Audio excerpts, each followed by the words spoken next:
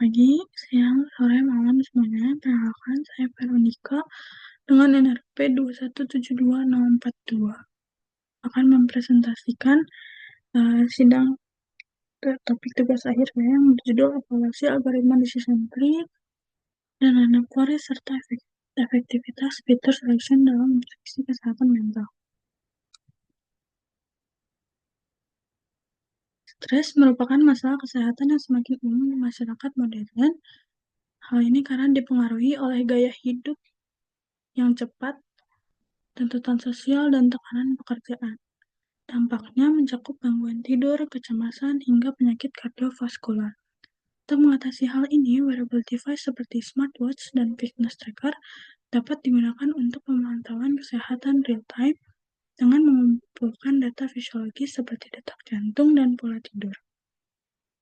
Data ini kemudian dianalisis menggunakan algoritma machine learning untuk memprediksi risiko stres secara lebih akurat dan personal. Meskipun memiliki potensi besar, penerapan mesin learning untuk prediksi stres menghadapi tantangan, termasuk variabilitas data antar individu dan pemilihan fitur yang relevan. Oleh karena itu, fitur selection menjadi proses penting untuk meningkatkan akurasi prediksi dengan menyaring fitur-fitur fisiologis yang paling berpengaruh dan memungkinkan untuk pengembangan sistem deteksi dini yang dapat mencegah dampak negatif stres. Tujuan dari penelitian ini yang pertama adalah menganalisis akurasi dan performa algoritma machine learning seperti decision tree dan random forest dalam memprediksi risiko stres berdasarkan data dari wearable device. Yang kedua adalah mengidentifikasi fitur-fitur yang paling berpengaruh dalam prediksi risiko stres menggunakan algoritma machine learning berdasarkan data dari wearable device. Pada penelitian ini, data yang digunakan adalah dataset Western Chest Combined Classification. Dataset ini berisi data fisiologis yang dikumpulkan melalui wearable device yang dikenakan di dada oleh 15 partisipan. Lalu data ini dikumpulkan dalam 3 kondisi yang berbeda, yaitu pertama baseline atau relax, lalu ada stress yang diinduksi melalui TSST atau tes, dan amusement yang dilakukan dengan menonton video lucu. Dataset Western Chest Combined Classification ini memiliki 67 fitur dan 135.650 data. Dataset ini memiliki 3 kelas condition, yaitu pertama baseline dengan angka 0 memiliki 71.640 sampel. Lalu ada amusement dengan angka 1 memiliki 23.064 sampel. Lalu yang terakhir adalah stress dengan angka 2 memiliki 40.946 sampel. Lalu tahap pertama yang dilakukan dalam penelitian ini adalah pre-processing data. Tahap pre-processing data ini bertujuan untuk membersihkan data dan mentransformasikan data mentah agar siap digunakan dalam proses machine learning. Langkah-langkah utama dalam pre-processing ini adalah meliputi yang pertama adalah penanganan data hilang. Jadi, jika ada data hilang, metode seperti imputasi atau penghapusan baris dapat digunakan bergantung pada karakteristik data dan tingkat kehilangan. Yang kedua adalah pemilihan fitur. Jadi, fitur yang tidak relevan atau redundant dihilangkan pada tahap ini seperti fitur ID. Ini bertujuan untuk mengurangi kompleksitas data dan mencegah overfitting. Lalu, seleksi fitur. Seleksi fitur adalah langkah penting dalam pengembangan model machine learning untuk memilih fitur yang paling relevan dari dataset. Dalam penelitian ini, metode embedded method digunakan karena lebih efisien dibandingkan metode wrapper. Implementasi dilakukan dengan mengukur fitur importance untuk menentukan kontribusi setiap fitur terhadap prediksi model. Fitur dengan nilai tinggi dipertahankan, sementara yang rendah dieliminasi. Proses dimulai dengan melatih model awal, mengukur fitur importance, menetapkan threshold, Kemudian melatih ulang model menggunakan subset fitur yang dipilih. Lalu pemodelan. Pada tahap ini dilakukan pemodelan mesin learning untuk memprediksi resiko stres menggunakan data fisiologis yang telah di-pre-processing dan diseleksi fiturnya. Dua algoritma yang digunakan adalah decision tree dan juga random forest. Dengan parameter optima yang ditentukan oleh teknik grid search, kemudian model akan dilatih dengan membagi data latih menjadi data pelatihan dan data validasi untuk mencegah overfitting. Evaluasi model dilakukan menggunakan metrik seperti akurasi, precision, recall, dan juga F1 score yang dihitung berdasarkan data uji. Perbandingan performa antara decision tree dan random forest akan dianalisis untuk mengidentifikasi faktor-faktor yang mempengaruhi perbedaan hasil. Selain itu, performa model dengan seleksi fitur akan dibandingkan dengan model tanpa seleksi fitur, dengan harapan bahwa penerapan metode embedded dapat meningkatkan akurasi dan efektivitas dalam memprediksi risiko stres. Lalu penelitian terdahulu, penelitian saya berbeda dengan penelitian yang sebelumnya sudah ada, karena dataset yang saya gunakan hanya mengandung dataset yang diperoleh dari hasil yang digunakan di data salah. Tidak ada. Selain itu, fokus penelitian saya yang lebih pada aspek fitur.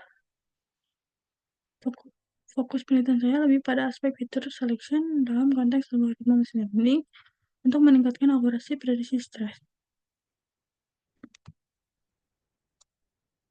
Ya, ini metode pertama yang saya lakukan. Secara keseluruhan, decision tree menunjukkan performa yang lebih baik dalam menangani data yang tidak seimbang dibandingkan random forest, terutama pada kelas minoritas atau kelas 1.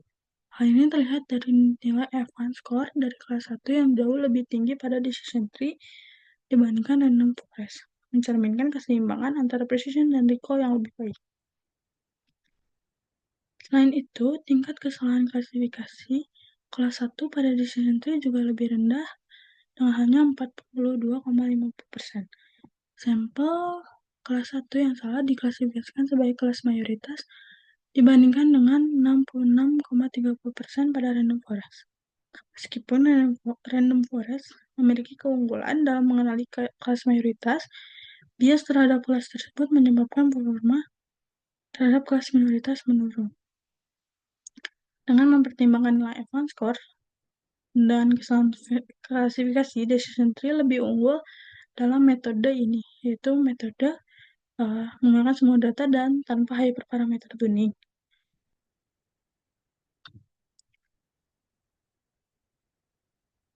Lalu yang kedua adalah metode semua data dengan menggunakan hyperparameter tuning. Secara keseluruhan, meskipun decision tree memberikan performa yang sangat baik dan hyperparameter dengan hyperparameter terbaik, random forest lebih unggul dalam akurasi F1 score dan kemampuan menangani kelas minoritas pada dataset yang tidak seimbang.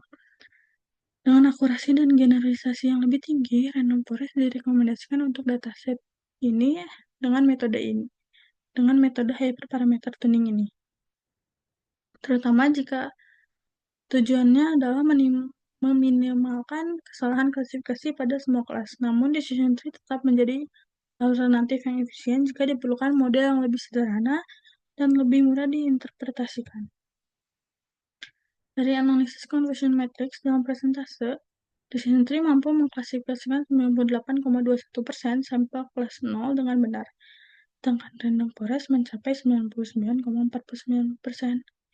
Untuk kelas minoritas, random forest memiliki recall yang lebih tinggi dibandingkan decision tree, yang mencerminkan kemampuan model mendeteksi kelas 1 dengan lebih baik. Selain itu, random forest juga menunjukkan kesalahan klasifikasi yang lebih rendah pada semua kelas dibandingkan decision tree, termasuk untuk kelas 2, di mana model ini mencapai akurasi sebesar 99,87%. Lalu, Metode selanjutnya adalah fitur seleksi. Jadi fitur seleksi yang digunakan adalah, fitur importance di mana, eee, settingan dari decision tree-nya ini mengikuti dari hasil dari hyperparameter tuning dari, metode sebelumnya. Dan, pemilihan fiturnya terdiri dari 10 fitur, 20 fitur, 30 fitur, dan 40 fitur. Berdasarkan analisis akurasi dan advanced score decision tree dengan 20 hingga 40 fitur, memberikan keseimbangan terbaik antara kompleksitas model dan performa. Penambahan fitur hingga 20 menunjukkan sedikit peningkatan dalam recall dan advanced score. Namun, hasil tetap konsisten hingga penggunaan 40 fitur tanpa menurunkan akurasi signifikan. Oleh karena itu, penggunaan 20 hingga 40 fitur memberikan hasil optimal untuk mengoptimalkan model decision tree dalam klasifikasi multidimensi. Menurut saya, menggunakan 30 fitur pada model decision tree dapat menjadi solusi yang baik karena performanya hanya sedikit berbeda dibandingkan dengan model menggunakan yang lebih banyak fitur. Selain itu, penggunaan 30 fitur juga dapat membantu mengurangi waktu pelatihan model dengan jumlah fitur yang lebih sedikit. Model dapat bekerja lebih efisien, mengurangi kompleksitas, dan mempercepat proses pelatihan tanpa mengorbankan performa yang signifikan. Hal ini sangat bermanfaat, terutama pada dataset besar atau dalam kasus-kasus di mana waktu pelatihan menjadi faktor. Yang kedua adalah, selanjutnya adalah, fitur seleksi dalam model random forest. Sama seperti decision tree, random forest di sini juga memiliki setting dengan parameter terbaik dari hasil dari hyperparameter tuning sebelumnya. Dan berdasarkan hasil analisis di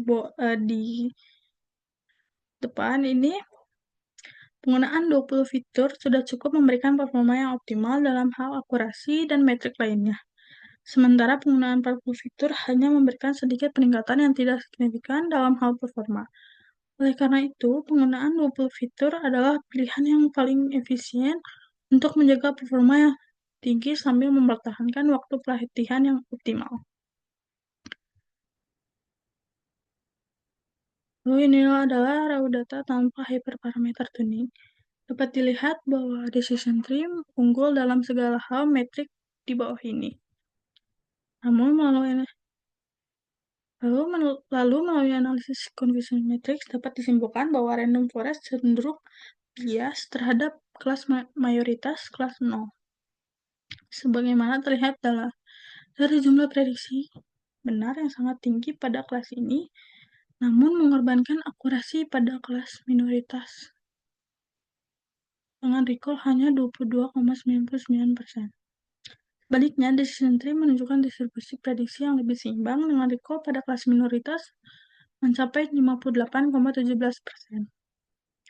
Pada kelas 2, kedua model memiliki performa yang baik dengan recall yang tinggi yaitu 87 untuk decision tree dan 87,46% untuk random forest. Hasil ini menunjukkan bahwa decision tree lebih unggul dalam mengenali kelas minoritas, membuatnya lebih cocok untuk metode yang tidak seimbang seperti ini. Lalu ini adalah raw data dengan hyperparameter tuning.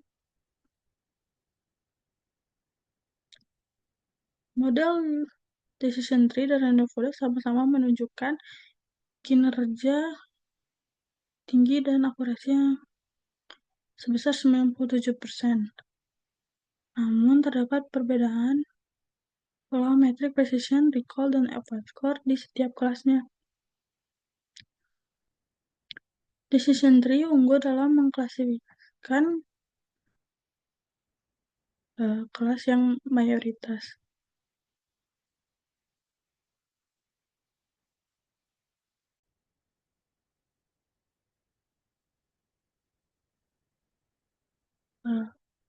Kelasnya mayoritas itu kelas 0 dan kelas 2 dengan nilai precision precision, recall, dan advanced score hampir sempurna sekitar 0,98.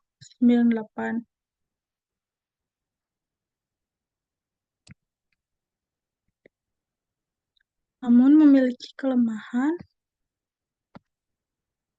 pada kelas minoritas atau kelas 1 dengan recall sebesar 94%. Sebaliknya, random forest lebih stabil dalam menangani kelas minoritas dengan recall 90% dan tetap mempertahankan akurasi tinggi untuk kelas mayoritas. Meskipun rata-rata advanced score kedua model sama-sama mencapai 0,96, namun random forest menunjukkan keunggulan dalam menjaga keseimbangan antara precision dan recall, terutama dalam kelas minoritas, menjadikannya lebih efektif dalam mengatasi ketidakseimbangan data. Secara keseluruhan, feature selection tidak menunjukkan efektivitas yang signifikan dalam meningkatkan performa model pada dataset ini, khususnya untuk random forest. Namun, seleksi fitur ini tetap berguna untuk interpretasi yang lebih sederhana, mengurangi kompleksitas model, dan menghemat sumber daya komputasi. Decision tree lebih unggul dalam mengenali kasus minoritas, sementara random forest lebih baik dalam klasifikasi kelas mayoritas. Pemilihan antara kedua algoritma bergantung pada kebutuhan spesifik.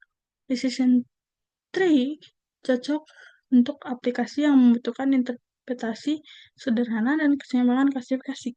Sedangkan random forest lebih sesuai untuk menjaga performa tinggi pada data dengan dimensi besar dan distribusi tidak merata. Sekian presentasi dari saya. Terima kasih atas perhatiannya.